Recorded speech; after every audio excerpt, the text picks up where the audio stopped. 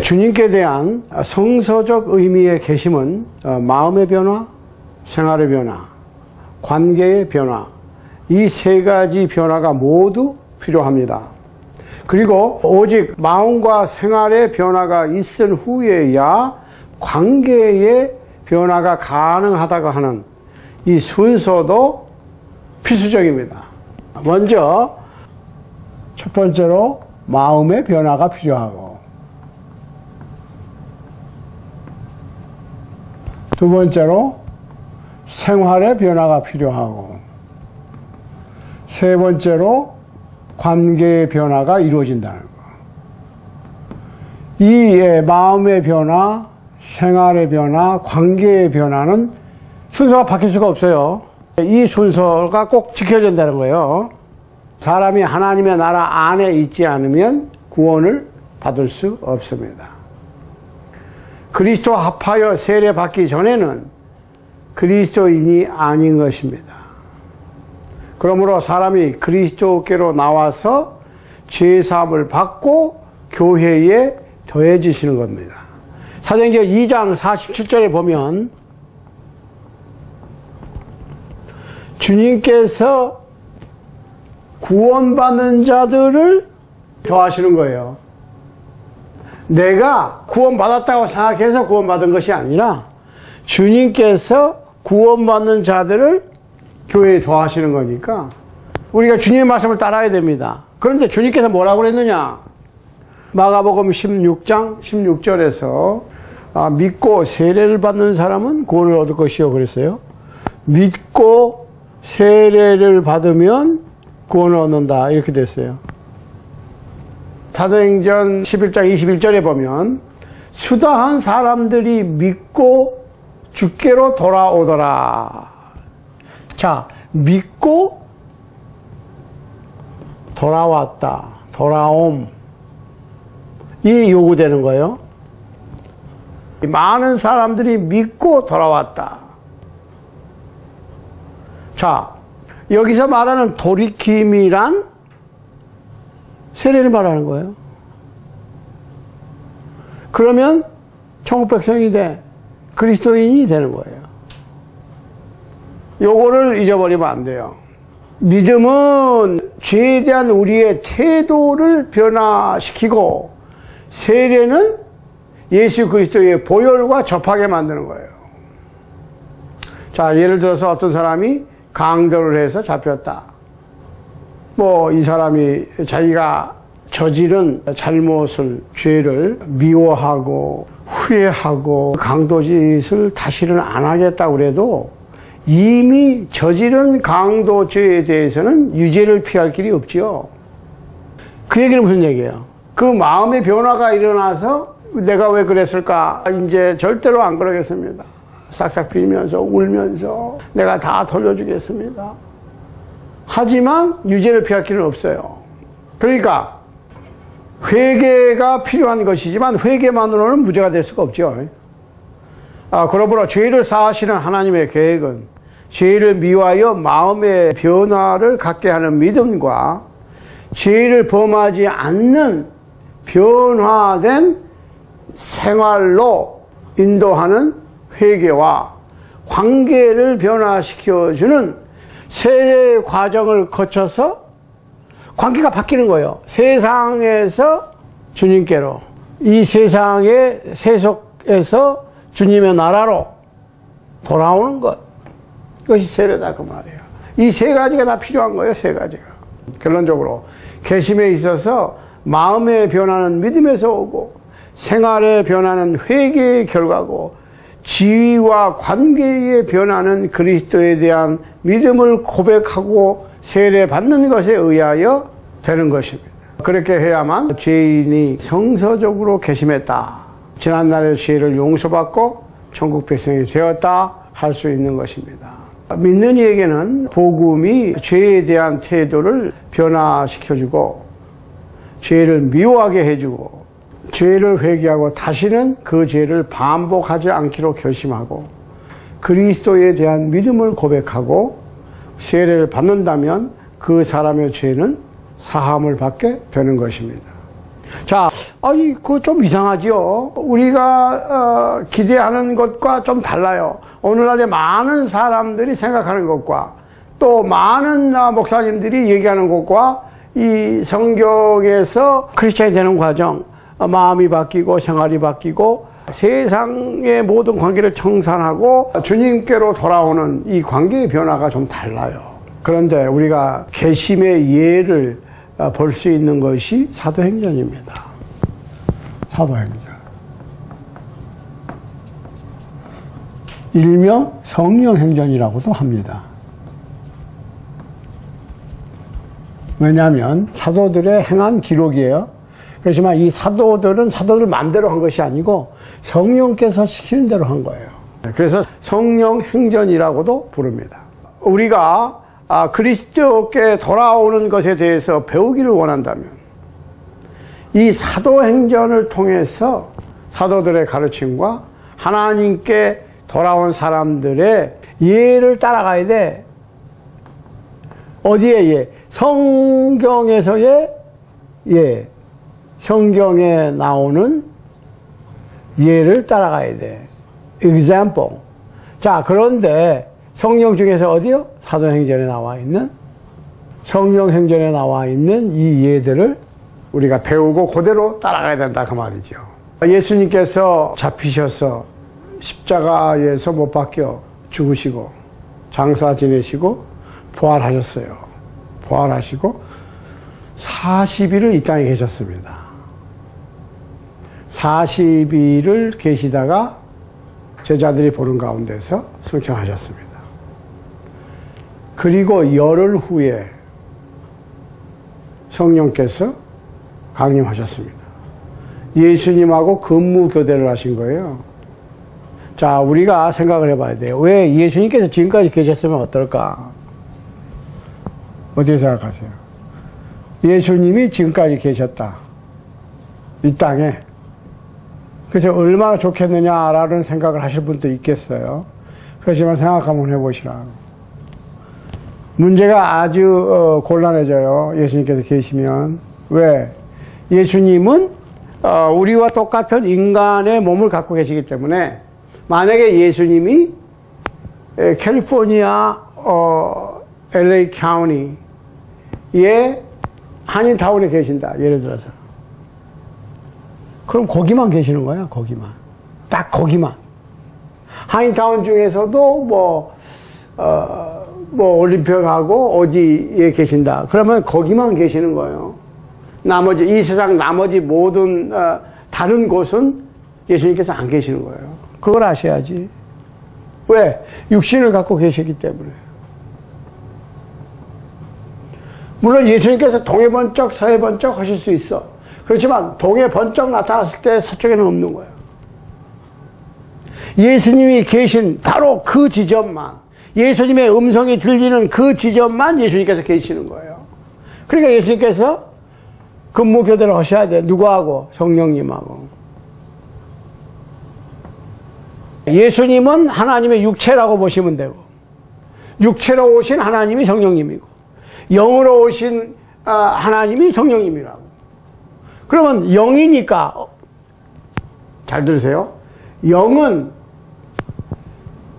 동시에 이 세상 어느 곳에나 동시에 존재하실 수 있는 거야. 영이니까.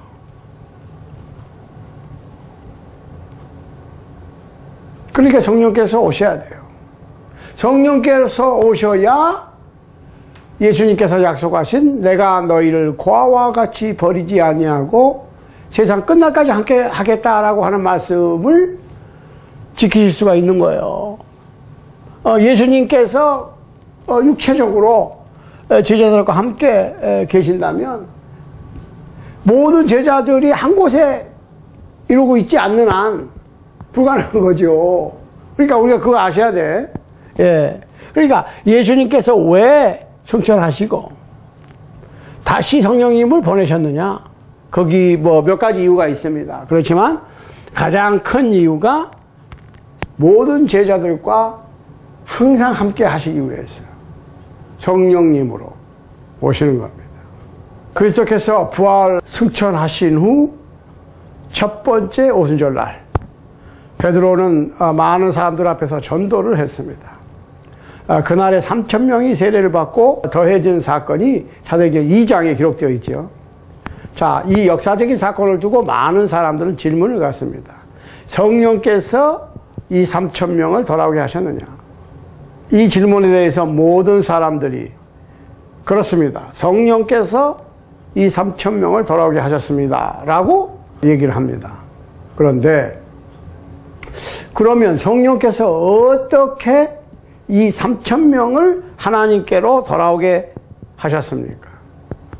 라고 물어보면 많은 사람들이 하면서 속 시원하게 대답을 못하고 머뭇거립니다. 그런데 성서는 아주 명쾌하게 대답을 하고 있어요. 베드로의 전도를 통해서 성령께서는 이 3,000명이 돌아오는 역사를 일으킨 거예요. 오순절 축제를 위해서 예루살렘에 모여든 많은 사람들에게 베드로는 십자가에 못 박혀 돌아가셨다가 다시 살아나신 예수 그리스도의 복음을 선포했습니다. 이 선포는 저희들의 마음을 찔리게 했어요. 그 이유는 베드로가 바로 그 유대인들이 예수 그리스도 곧 하나님의 아들을 십자가에 못 박았음을 지적했기 때문이었습니다. 사도행전 2장 36절로 37절 말씀을 보시기 바랍니다. 자, 사도행전 2장 36절로 37절 보세요. 그런즉 이스라엘 온 집이 정녕 알지니 너희가 십자가에 못 박은 이 예수를 하나님이 주와 그리스도가 되게 하셨느니라 하니라. 저희가 이 말을 듣고 마음에 찔려 베드로와 다른 사도들에게 물어 가로되 형제들아 우리가 어찌할꼬 하거늘. 자, 하나님의 말씀은 뭐라고 그랬어요? 칼과 같다고 그랬어요. 하나님의 말씀은 수술칼에 비유하는 거예요. 하나님의 말씀을 들으면 찔려. 하나님의 말씀을 성령의 검이라고 그랬어요. 성령의 검으로 찌르는 거예요. 사람들의 양심을 찌르는 거예요. 그 찔림을 받은 유대인들은 베드로와 11 사도들에게 형제들아 우리가 어찌할꼬 어떻게 했으면 좋겠느냐?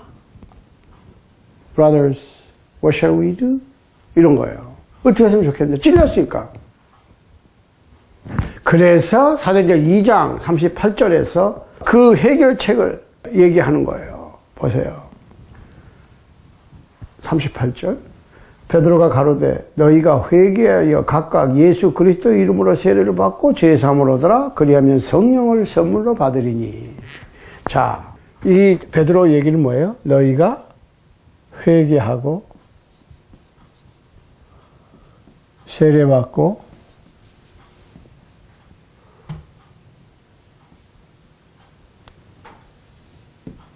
죄사함을 얻어라. 그러면 성령께서 선물로 주어질 것이다. 성령 받을 것이다. 이게 쉽게 얘기하면 요새 한국말로 성령 받는다. 성령 어떻게 받느냐? 죄를 회개하고 세례받아. 죄사함 얻고 성령 받아. 어떤 분들은 이해가 참 곤란하실 거예요. 어떤 분들이 아니라 오늘날에 많은 분들이 이해하기가 곤란해. 왜? 복음을 선포했어요. 먼저 베드로가 복음 선포가 중요한 거야. 그랬더니 뭐라고 그랬어요? 사람들이 어떻게 했으면 좋겠느냐? 어찌할꼬? 야, 이거 어떻게 했으면 좋겠냐? 우리가 메시아를 못 박았으니. 그랬더니 베드로가 뭐라고 그랬냐면 너희가 회개하여 각각이에요. 각각.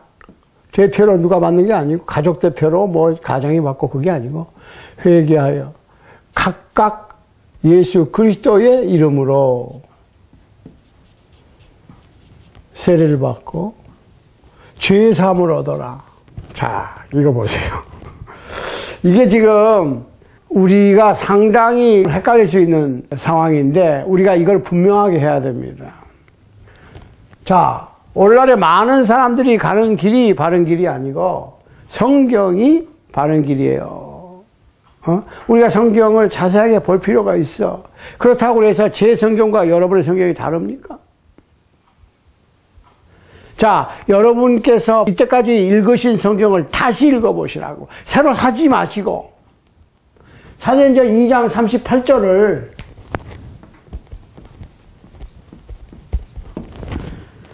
지금 다시 읽어보시라고. 뭐라고 되어 있나? 너희가 회개하여 각각 예수 그리스도 이름으로 세례를 받고 제사함을 얻어라. 많은 사람들이 이 말씀을 제대로 읽어보고 나면 상당히 의아심을 갖게 되고, 어떻게 보면 상당히 좀 기분이 묘할 수 있어요. 가만히 있어봐. 내가 이때까지 제대로 기독교 신앙을 갖고 있는지, 아니면 그냥 부모님 따라서, 친구 따라서, 이웃 따라서, 목사님이 참 인자하시니까, 그 교회 권사님이 정말 친절하고 그렇게 조언의 말씀을 잘해주시고 정이 많으시고, 그러니까 그냥 다니고 있는지, 정말 복음에 순종해서 죄 사함을 얻고 천국 백성으로 살기 위해서 가는지를 생각해 보셔야 되고, 만약에 어떤 분이 진짜 죄 사함을 얻고 이 세상에서 주님의 나라로, 어둠의 세상에서 빛의 나라로 천국 백성이 되기를 원한다면, 하나님의 자녀가 하나님의 권속이 되기를 원하신다면 이거 깊이 생각해 볼 필요가 있어요. 많은 사람들이 구원은 세례 전에 있다고 생각해. 그렇죠? 예수를 믿으면 구원받고, 세례는 받아도 되고 안 받아도 되고. 자, 그렇다면 오늘 분명히 우리가 결판을 지어야 됩니다. 세례 전에 구원이 있느냐, 세례 후에 구원이냐. 그럼 내가 아무리 떠들어 소용없어요. 성경으로 보자고. 사도행전 2장 38절 보시면 뭐라고 그랬어요? 여기 보면 회개하여. 보세요. 왜냐하면 이 사람들이 지금 믿었기 때문에, 복음을 전하니까 예루살렘에 모인 오순절 축제를 위해서 모인 많은 사람들이 그 가운데서 어떻게 했으면 좋겠느냐, 어찌할 거라고 물어보니까 그 방법을 얘기하는 거예요. 회개하여 각각 예수 그리스도의 이름으로, 예수 그리스도의 이름으로 세례를 받고 남것들이 죄사함을 얻어라.